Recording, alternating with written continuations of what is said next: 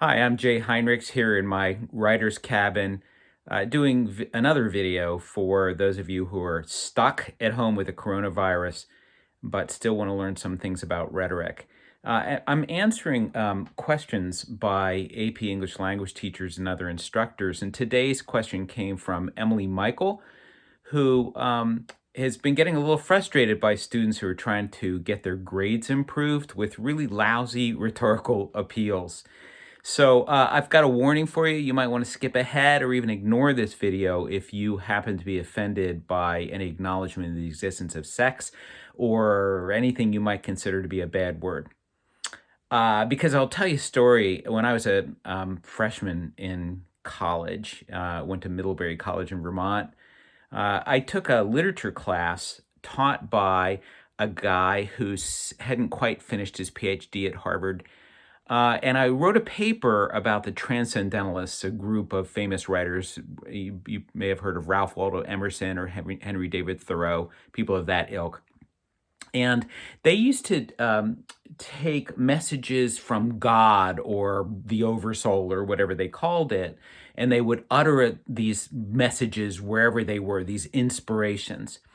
And I ran across a couple of passages where these people called them ejaculations. So I wrote this paper talking about how this transcendentalist ejaculated this expression. I was kind of making fun of him. I deliberately used that word thinking it was funny.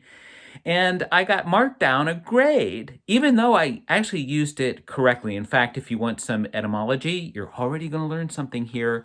Um, the word ejaculation comes from the Latin word jaculare, which means dart or javelin. So you want to impress somebody, and you're allowed back in your backyard. Go say you're going out to throw some jaculare, and that just means you're throwing darts. Anyway, so I went to this instructor and I said, "Hey, you may be ignorant of this word because you circled it and marked me down a grade here, but I just used it correctly. In fact, the Transcendentalists did. Henry David or Ralph Waldo Emerson himself used that word ejaculation at least once in his letters." And the guy said, "No, you're wrong." I mean, he wouldn't even look it up or let me prove my case. He just said, "You're wrong. Get out of here. Stop telling me I got to give you a better grade." Now, since then, since I've been studying rhetoric, I realized I committed a crucial error, and it's this.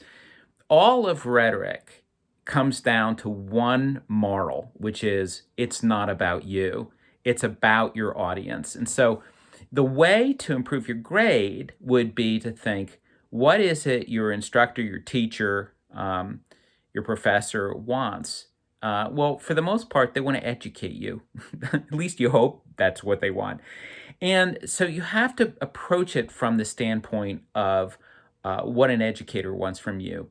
So what could I have done? Well, I'm thinking what I might have done is to say, you know what? I must have used that word incorrectly. Can we explore it? I mean, can we talk about why I used it incorrectly? And then I can actually bring up, I wonder, did I misuse the way Ralph Waldo Emerson used it?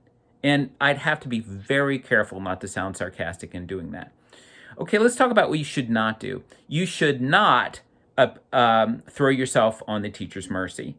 Teachers are tired of having their mercy thrown upon, and generally it doesn't work. My son is a teacher, and he says that really never ever works. It just makes him all the more sarcastic. Uh, and you also should never tell the teacher that he or she is being unfair because that's just not going to work. It's not a very good argument. Also, you should not say, you're going to get in trouble with your parents, or this is going to potentially ruin your scholarship, or whatever. However you're affected by that grade is not a good rhetorical appeal. You need to appeal to what the teacher wants or believes or expects. So one of the things to do is to say, how can I do better? What can I do? I was devastated by this grade. I hold myself to high standards. I'm learning a lot in this course, and apparently this grade doesn't reflect it. That could be a great one. And then what can I do? Don't necessarily ask for extra credit, because that's asking the teacher to do more work. But you can say, what would it take for me to get the best possible grade in this course? And I think you'll find, at least in the long term, a sympathetic response from the teacher. Which leads me to one final thing here. Persuasion rarely works in 5 or 10 minutes.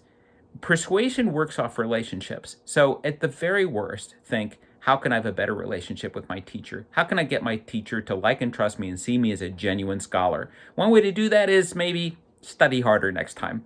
All right, thanks. If you have any questions you want me to answer, I'm happy to do it, as long as you like it low res and kind of fumbling like this. And I'm stuck just like you at home. All right, love you all.